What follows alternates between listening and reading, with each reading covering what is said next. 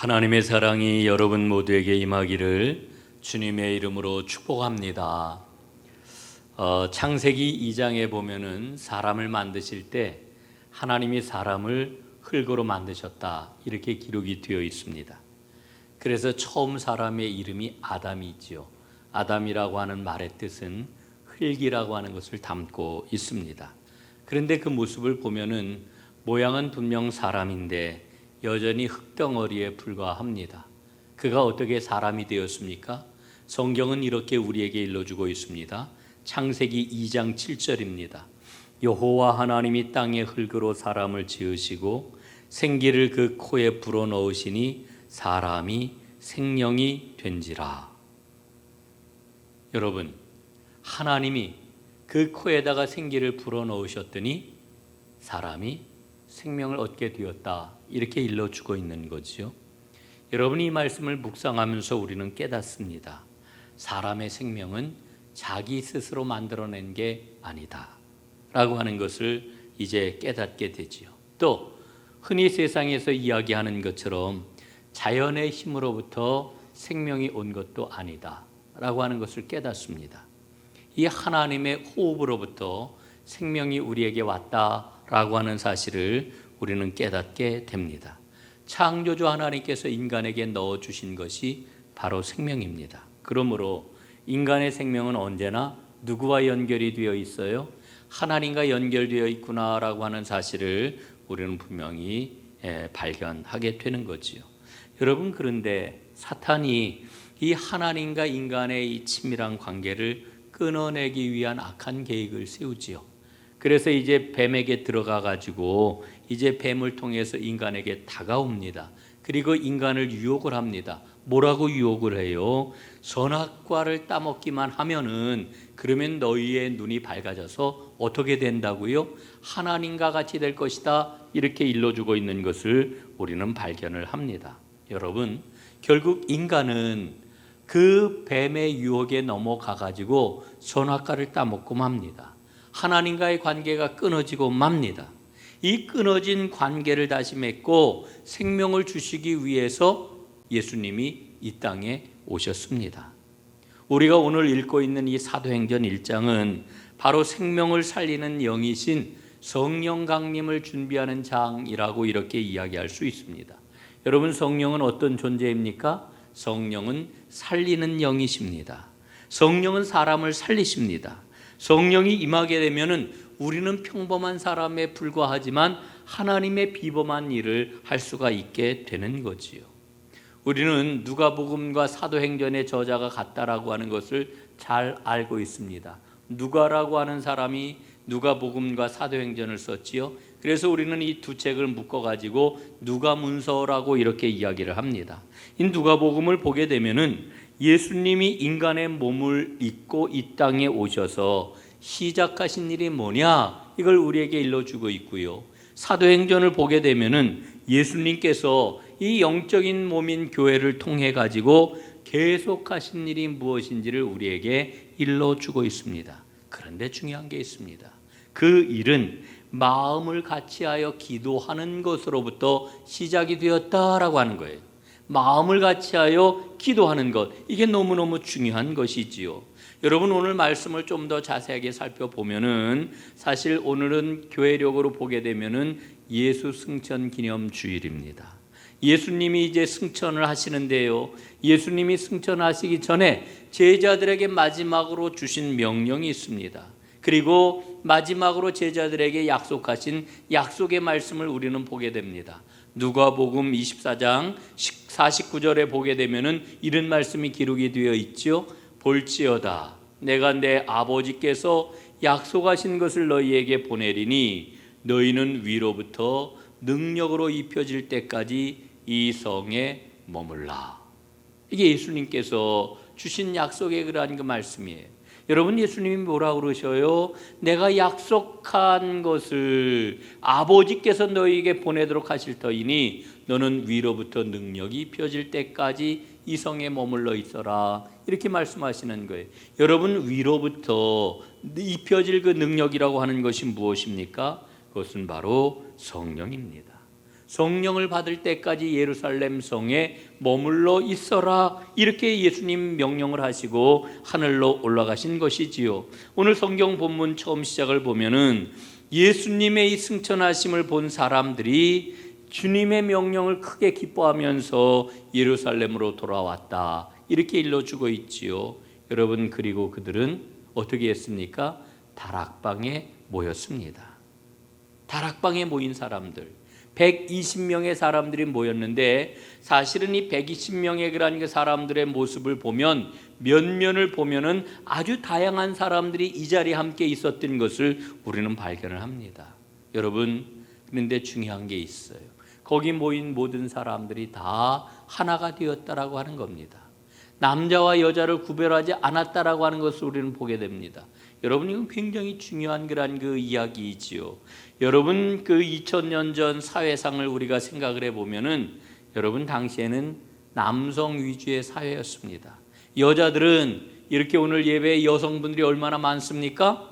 그런데 여기 예배드린 그 여성들은 숫자에 세지도 않아요. 남자들만 세고서 남자들이 한 30명쯤 참석했네, 예배 인원 30명, 이렇게 보고한단 말이에요. 여러분, 이게 얼마나 큰 문제입니까? 그런데 이 120명의 사람들이 모였을 때에 여자와 남자를 구분하지 않았다. 여러분, 처음 교회 공동체가 너무너무 놀라운 획기적인 공동체였던 까닭이 바로 여기에 있는 거예요. 구분하지를 않았어요. 예? 또 예수님께 친히 말씀을 받고 예수님과 동고동락을 하며 예수님의 가르침을 받았던 사도들과 그렇지 않은 사람들이 함께 있었어요. 심지어는 그 자리에는 예수님의 어머니 마리아와 예수님의 육신의 그 형제들도 그 자리에 있었는데, 이들도 똑같이 하나님 앞에 예배하고 함께 기도했었던 것을 우리는 발견을 하게 되는 거지요. 아름다운 교제가 있었구나라고 하는 것을 여기서 우리는 보는 것입니다. 그러면은 이들이 나눈 그 교제의 중심에는 뭐가 있었을까요? 그 중심에는 바로 부활하신 예수님이 계셨습니다. 부활하신 주님이 계셨습니다. 여러분, 이들의 교제의 중심에 부활하신 주님이 계셨다라고 하는 게 이게 왜 중요하냐? 여러분, 오늘 성경에서 일러주고 있는 이 모든 상황들 50여일 전으로 돌아가 보게 될 것 같으면은 어떤 일이 있었습니까? 예수님이 그 마지막 이제 구원 사역을 완성하시기 위해서 예루살렘으로 이제 올라가시지 않습니까? 예루살렘으로 올라가는 길에 어떤 일이 있었어요? 제자들이 길에서 아주 대판 싸웠습니다. 예? 여러분, 상상이 가세요? 예수님의 제자들이 얼굴이 붉어지고 언성을 높이면서 서로를 공격하면서 싸움을 했어요. 싸움을. 여러분, 싸움을 한 이유가 무엇입니까? 그 이유는 누가 더 높으냐, 누가 더 크냐라고 하는 문제 때문에 이들은 길에서 싸웠다라고 하는 거지요. 예? 제자들이 이야기를 해요. 야, 내가 그래도 최고지. 그러니까 옆에서 뭐라 그래요? 네가 뭘 최고야? 네가 뭘 했다고? 나보다 더 예수님에게 신임받는 사람이 어딨어? 나보다 더 희생한 사람이 어딨어? 어디서 자꾸만 그런 이야기를 하는 거야? 이러면서 서로 높아지기 위해서 막 싸웠단 말이지요. 그 싸움이 얼마나 심각했든지 예수님이 나중에 물으시잖아요. 너희들 길에서 왜 싸웠느냐? 예? 너희들 길에서 왜 싸웠느냐? 예. 여러분, 그런데 이 사람들이 지금 이 다락방에 모여가지고 마음을 같이 했습니다. 서로를 믿고 있습니다. 여러분, 본문 말씀 가운데서 우리가 정말 핵심적으로 봐야 될 말씀이 있는데, 그것은 마음을 같이 하여라고 하는 구절입니다. 이 마음을 같이 하여라고 하는 구절은 사실은 이 사도행전의 핵심적인 그런 그 말씀이기 때문에, 키워드이기 때문에 여러분, 사도행전을 읽어 내려가면서 마음을 같이 하여라고 하는 구절이 나올 때마다 여러분 좀 유념해서 볼 필요가 있습니다. 여러분, 한번 생각을 해보세요. 언제 가장 행복하십니까? 여러분, 언제 가장 행복하세요? 가장 행복할 때는 벽이 무너질 때입니다. 그래서 마음이 통하게 될 때입니다. 여러분, 사람들은 너나 할 것 없이 모든 사람들은 다 자기 마음에 울타리가 있어요. 울타리가 다 있습니다. 이 울타리라고 하는 것은 기본적으로 자기를 방어하는 기제이기도 하죠. 여러분, 그런데 우리가 사람을 만나면은 이 울타리를 견고하게 합니다. 그러면서 동시에 우리는 어떤 기대를 하냐면은 이 울타리가 무너졌으면, 이 벽이 와르르 무너졌으면, 이런 기대를 가지고 우리는 살아가요. 그러니까 인간이 참 이거 어찌할 수 없는 그러한 아주 굉장히 참 비극적인 존재인 것 같아요. 너나 할 것 없이 열심히 자기를 보호하기 위해서 벽을 쌓는데, 또 한편으로는 이 벽이 좀 속히 무너졌으면 이런 기대를 가지고 살아간단 말이지요. 여러분, 그런데 예수님께서 이 땅에 오셔서 우리를 구원하시면서 우리에게 주신 선물이 있는데 그 선물이 뭡니까? 바로 벽을 무너뜨리시는 거예요. 벽을 허무시는 거예요. 이 벽을 다 없애시고 우리로 하여금 하나가 되어 통하게 하시는 거예요. 이게 하나님이 우리에게 주신 선물인 줄로 믿습니다. 오늘 예배하는 여러분들, 여러분 안에 있는 모든 벽이 무너져서 주님의 은혜 가운데 서로 통하는 귀한 역사가 일어나기를 주님의 이름으로 축복합니다. 이게 참 큰 축복이지요. 여러분, 우리는 주님을 믿는다고 이야기를 해요. 주님을 믿는다고 이야기를 해요. 여기 계신 분들 다 이구동성으로 나는 예수님을 믿습니다, 이렇게 고백을 하시겠지요. 그러나 주님을 믿는 그 믿음 갖는 것만으로는 충분하지가 않아요. 주님을 믿는 것만 가지고서는 충분하지가 않아요. 서로에 대한 믿음이 있어야 돼요. 서로에 대한 믿음. 서로에 대한 믿음. 저 서대문에 가면은요, 북가자동이 있는데 거기에 하나의 교회라고 하는 공동체가 있습니다. 김형원 목사님이 이 공동체를 꾸려내고 있는데, 이 공동체는 보통 공동체가 아닌 것 같아요. 우리도 전농교회, 은총의 숲 전농교회 공동체 이렇게 고백을 합니다마는, 우리가 공동체라고 고백하는 것하고는 정말 질이 다른 그런 그 공동체를 꾸려내고 있습니다. 이 공동체는요, 진짜 삶을 함께 살아가는 공동체를 지향하고 그렇게 살아가고 있어요. 여러분, 최근에 이 공동체에서 공동주택 사역을 했는데 집을 2채를 졌습니다. 보통 한 채를 짓는데 한 4, 50억 들어갔으니까 어마어마하게 큰 그런 그 일을 한 거죠. 그리고 이제 3번째 집을 짓고 있는데, 3번째 집은 신혼부부와 청년들을 위한 공동주택으로 집을 짓고 있다고 그래요. 제가 지난 며칠 전이죠. 지난 주일이군요. 지난 주일날 한번 통화를 했더니 이 공동주택을 지으면서 아주 다양한 시도들을 했던 것을 설명을 제게 해 주었습니다. 첫 번째 공동주택을 지을 때에 그 집을 어떻게 지었느냐 하면은, 재정적으로 여유가 있는 사람이 있고 그렇지 못한 사람이 있을 거 아니에요. 재정적으로 여유가 있는 성도가 기초 자본을 마련해 가지고 집을 지을 버팀목이 되어 주었고, 그리고 재정적인 여유가 조금 부족한 사람들이 거기에 기대 가지고서 함께 주택을 짓는 일을 했다라고 하는 거지요. 그래서 첫 번 주택을 짓고 그 집에 함께 들어가 사는 사람들이 12가정이라고 이야기를 해요. 그리고 2번째 공동주택을 지을 때에는 대부분 그 집을 짓고 들어가 살 사람들이 자기의 집을 소유할 형편이 안 되는 그런 사람들이었던 거지요. 그래서 첫 번째 집을 짓는 방식하고는 조금 더 다른 방식으로 집을 짓게 되었다고 그래요. 그래서 주택 협동조합을 구성을 했고요. 거기에다가 교회의 다른 멤버들이 조금씩 거들었습니다. 그래가지고서는 서울시에 어떤 그런 그 자금이 있느냐 하면은 사회투자기금이라고 하는 게 있는데, 사회투자기금의 지원을 받을 수 있는 자격을 취득해 주는 것까지 우리 공동체에서 한번 해보자. 그래가지고 그 자격을 취득한 다음에는 아주 이자율이 거의 없다시피 한 그러한 이율로 자금을 지원받아서 주택을 지을 수가 있었다, 이렇게 이야기를 해요. 그러면서 이 하나의 교회 김영원 목사님 뭐라고 이야기를 하느냐 하면은, 우리는 세상 사람들이 지금 아파트나 주택을 재산 증식의 그런 그 수단으로 삼는데, 우리는 이것이 성경적이지 않다고 분명히 믿습니다. 우리는 그래서 이 주택을 통해 가지고 우리의 재산이 얼마나 늘어날 거냐라고 하는 것에 대한 관심을 다 끊어버리고 그걸 포기하고 하나님이 기뻐하시는 공동체의 그런 그 꿈을 함께 꾸며 행복한 삶을 살아가기로 우리는 하나님 앞에 결심을 했습니다. 이렇게 이야기를 하는 거예요. 저는 이 하나의 교회가 시도하는 이 재정의 공동체 정말 놀랍구나라고 하는 이런 생각을 갖습니다. 사랑하는 여러분, 공동체가 같은 마음을 품는다라고 하는 게 뭘까요? 하나님 나라 가치를 중심으로 마음을 모으고 힘을 합하니까 불가능해 보이던 일들도 가능하게 되더라. 이게 바로 같이 마음을 품는 겁니다. 같은 마음을 품는 거지요. 여러분, 서로에 대한 믿음을 갖는 것, 이거보다 귀중한 게 없습니다. 오늘 120명의 사람들이 모였습니다. 주님께서는 이들에게 복음의 사명을 주셨습니다.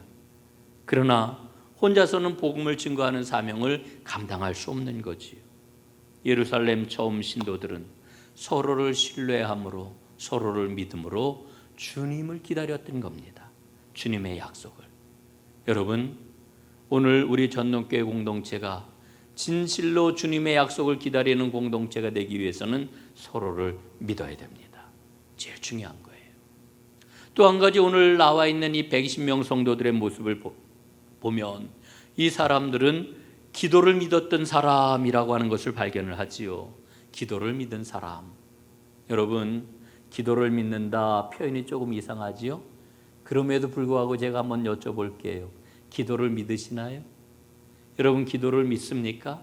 저는 믿어요. 기도의 능력을 믿어요. 기도하면 하나님 응답하신다는 것을 믿어요. 여러분, 기도는 분명하게 능력이 있다라고 하는 것을 저는 확신을 해요. 믿음의 기도는 역사합니다. 이게 우리 믿음의 내용이에요. 여러분, 믿음의 능력이 뭘까요? 믿음의 능력. 믿음이 능력이 있어야지. 우리가 늘 이렇게 이야기하는데, 여러분, 믿음의 능력이 구체적으로 뭡니까? 다른 말로 바꿔보면은 기도의 능력이에요. 믿음의 능력은 곧 기도의 능력입니다. 여러분, 기도를 하는 게 하나님의 능력에 대한 믿음을 사용하는 거예요. 여러분, 제가 늘 말씀드리잖아요. 믿음을 사용합시다.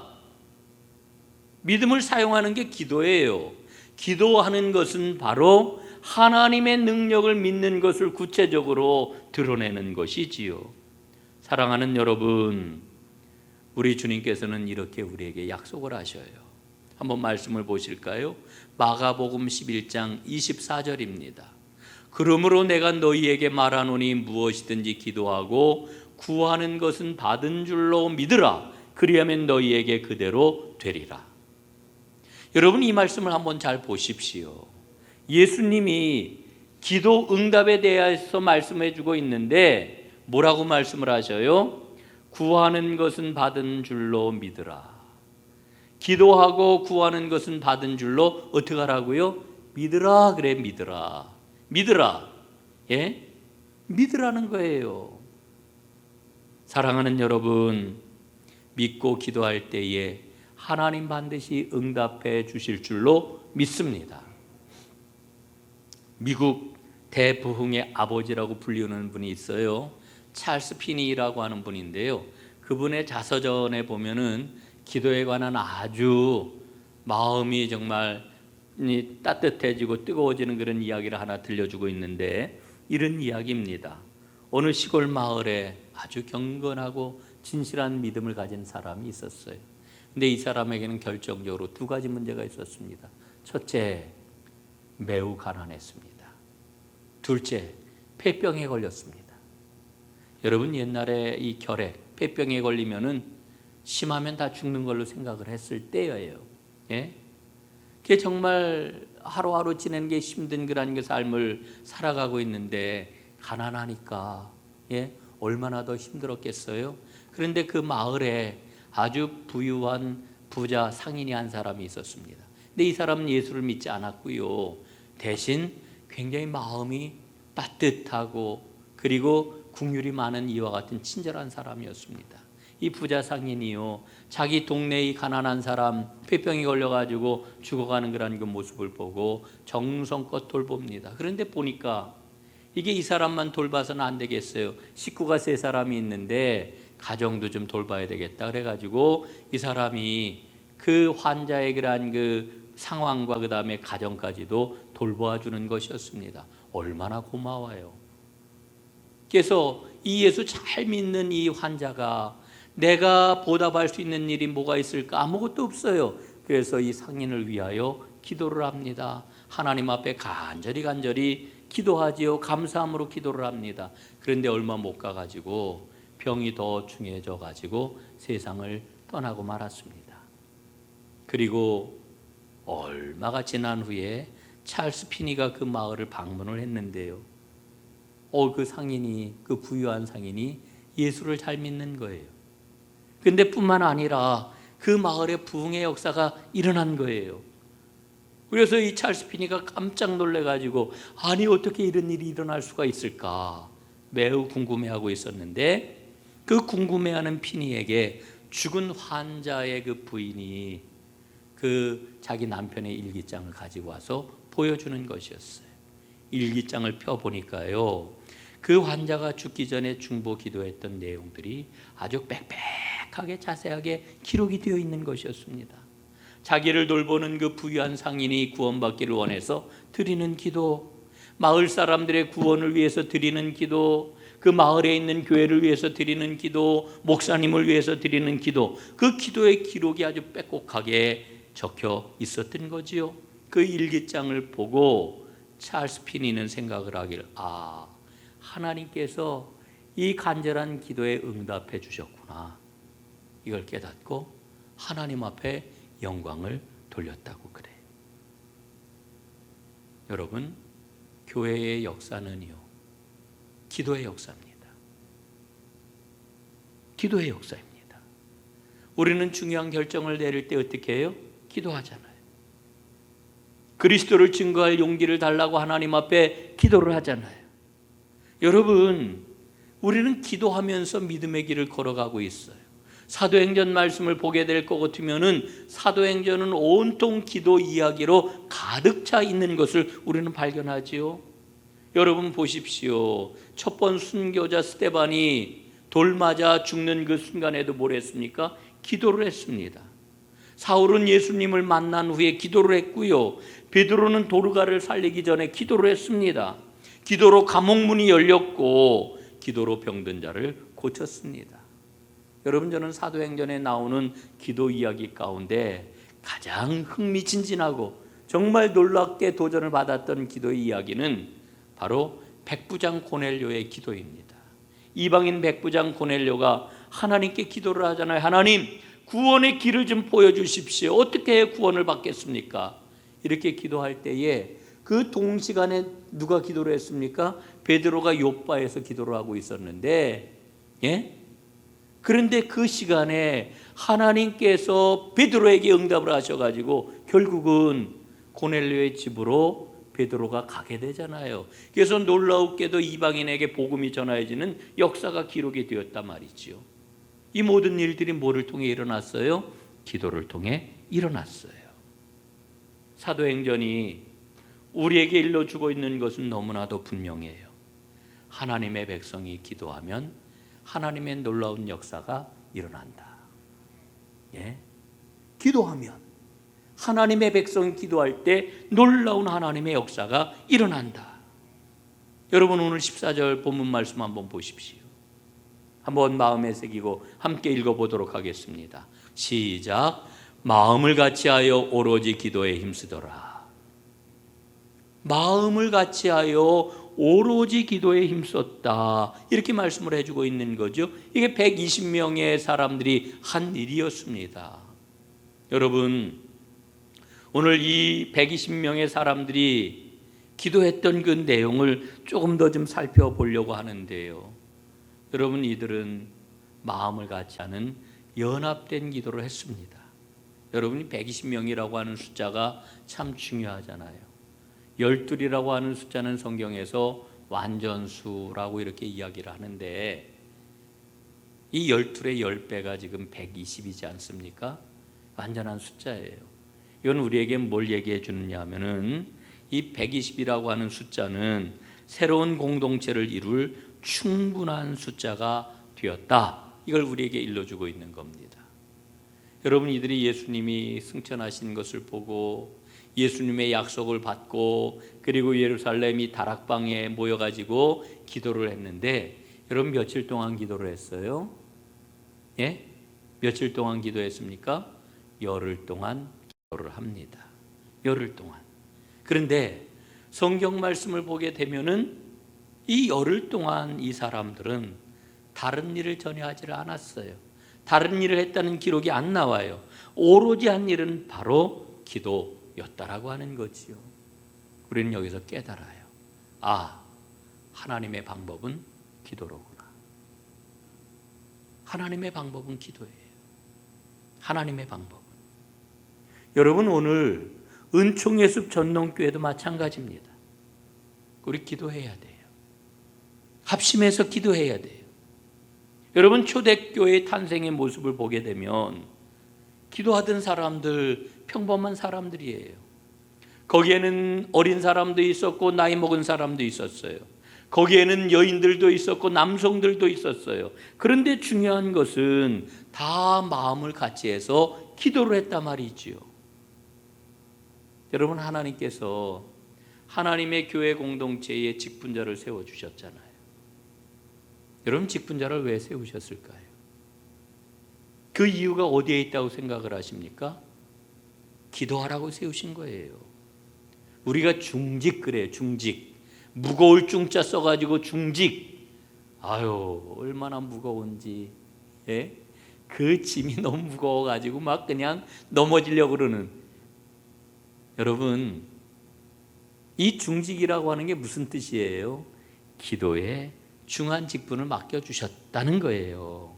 예?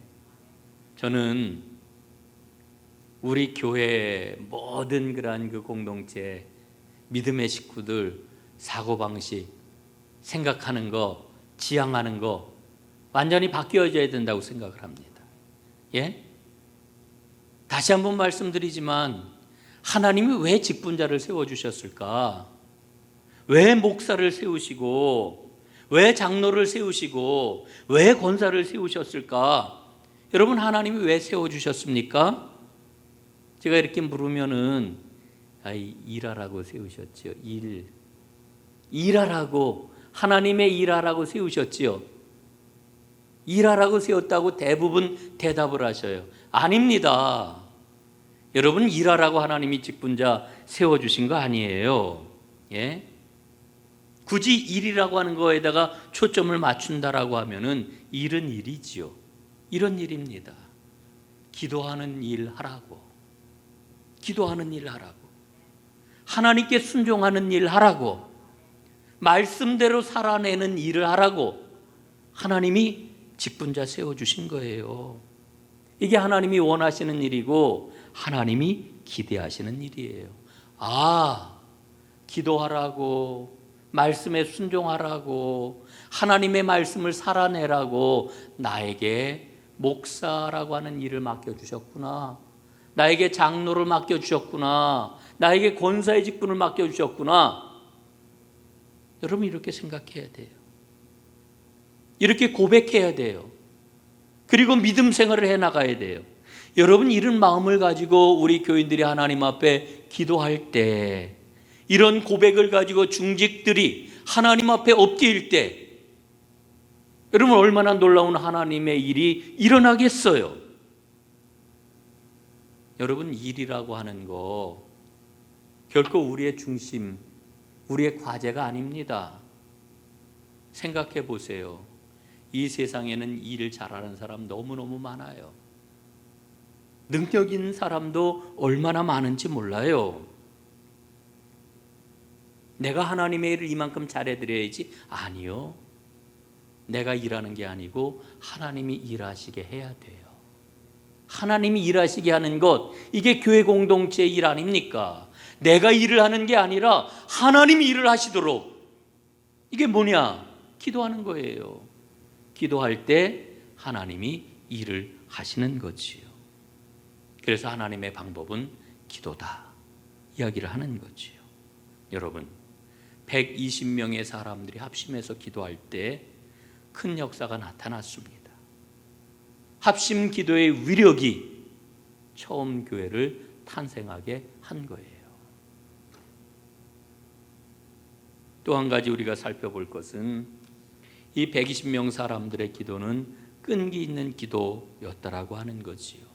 끈기 있는 기도. 주님은 우리에게 끈기 있는 기도를 말씀을 해주셔요. 근데 참 재미있는 게요, 지난 수요일 날에도 이 말씀을 여러분들과 함께 나누었는데 마태복음 7장 7절 8절 말씀에 보면은 예수님이 일러주신 기도의 대헌장이 나오지요. 한번 함께 읽어보겠습니다. 시작. 구하라 그리하면 너희에게 주실 것이요, 찾으라 그리하면 찾아낼 것이요, 문을 두드리라 그리하면 너희에게 열릴 것이니. 아멘. 구하라, 찾으라, 문을 두드리라. 그러면 주신대요. 예? 찾아낼 거래요. 열릴 거래요. 여러분, 그런데 이 응답에 대한 분명한 약속은 주고 계시는데 언제 응답해 주시는지, 응답의 시기에 대해서는 예수님이 전혀 여기에서 말씀해 주고 있지를 않아요.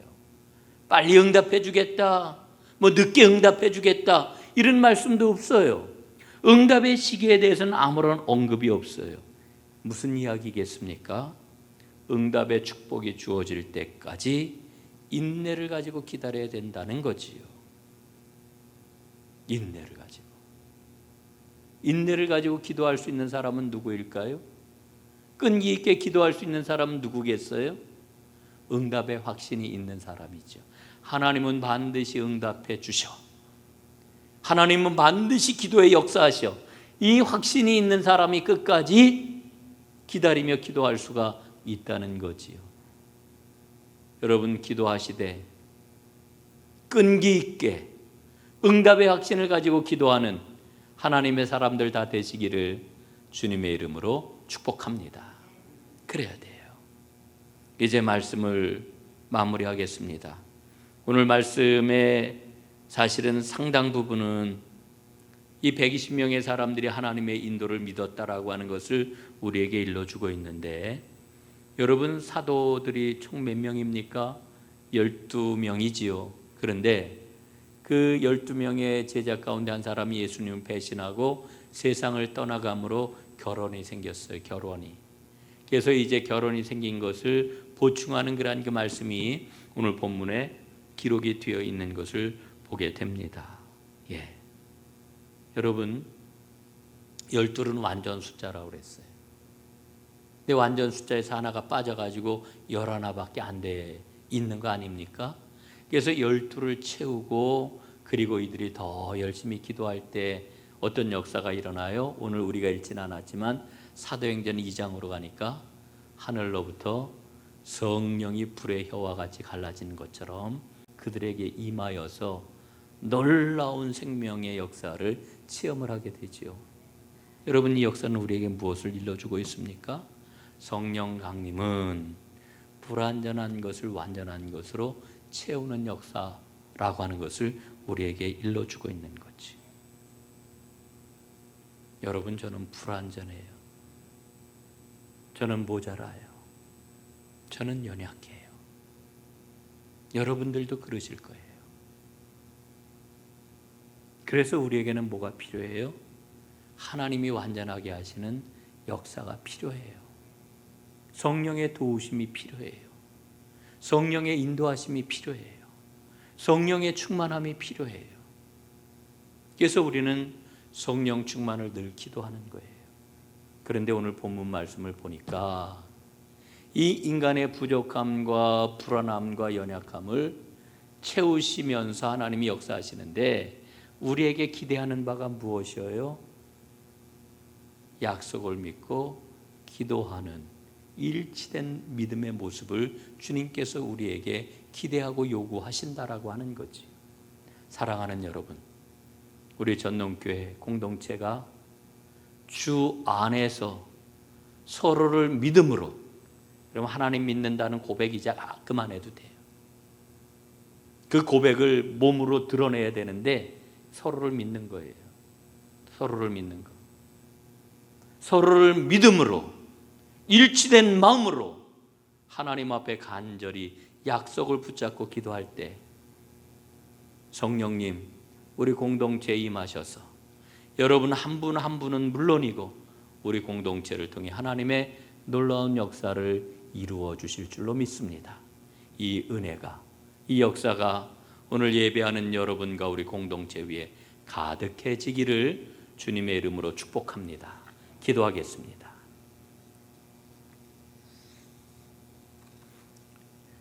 마음을 같이하여 오로지 기도했던 처음 교회 성도들의 모습을 보았습니다.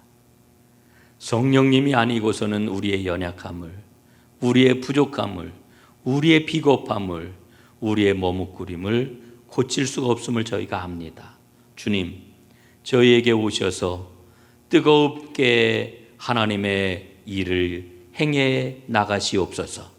성령님 오셔서 우리를 새롭게 만들어 주시옵소서. 아버지 하나님, 우리 공동체가 주 안에서 마음을 같이 하는, 그리하여 오로지 응답의 확신을 가지고 기도하는 공동체가 되게 하여 주옵소서. 예수님 이름으로 기도드리옵나이다. 아멘.